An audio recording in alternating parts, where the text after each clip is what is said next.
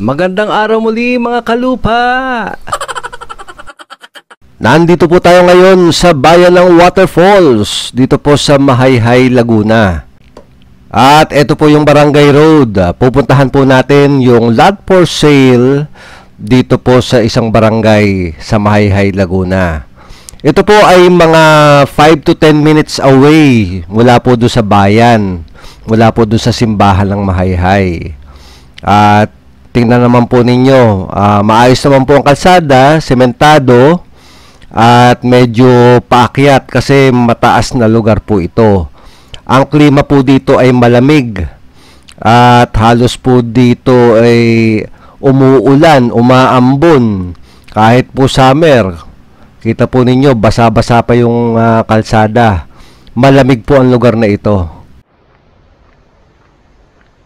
So ito po, nandito tayo sa Mahayhay, Laguna. At ito po yung Barangay Road and ito po yung property. Kuya, mga ilang... Isang hektarya ito eh. Isang hektarya? O yan. So, dito po, yan, flat area. At ang tanim ay kamote. Kasama itong ibaba. Yes, may saging. Ayan, hanggang dyan daw po sa may saging. And papunta dun hanggang doon sa Kawayanan. O yun. O yan, 1 hectare po ito. O. So flat area, walang katanim-tanim. Ayan, kamote lang po ang tanim. At ito na po yung Barangay Road.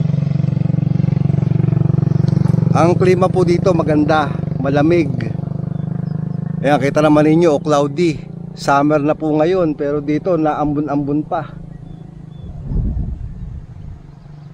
Ganun pong kaganda ang klima dito. Napakagandang taniman po ng mga gulay. Kuya, usually ang tanim dito, kamote lang?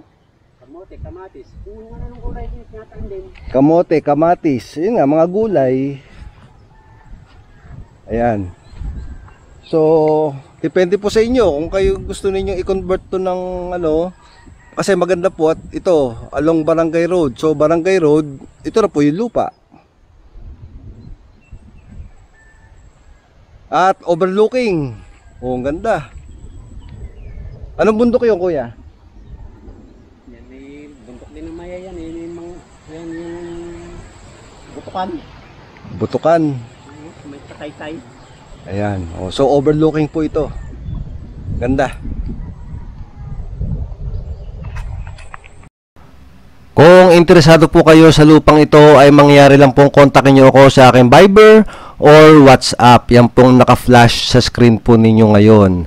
At malugod po namin kayong sasamahan para po ma-appreciate po ninyo kung gaano kaganda ang property ito.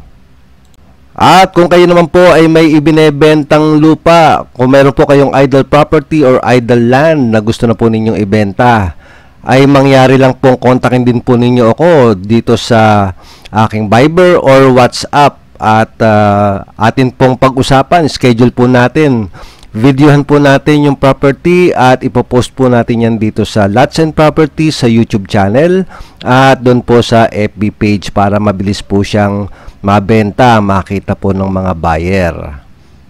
Kung nagustuhan po ninyo ang video, please hit the like button para po sa ikauunlad nitong ating channel. At kung kayo po ay naghahanap ng dream farm or dream lot, baka po dito sa Lots and Properties po ninyo matagpuan ang inyong hinahanap.